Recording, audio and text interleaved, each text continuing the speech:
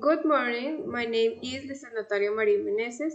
I informed you that last week, two bombs exploded in Jerusalem, the capital of Israel. One bomb exploded at a bus station near the exit of the city, and the second bomb exploded 30 minutes later in an urban area in the east of the city, according to police. One of the bombs contained knives. One person died and several others were hurt in the attacks.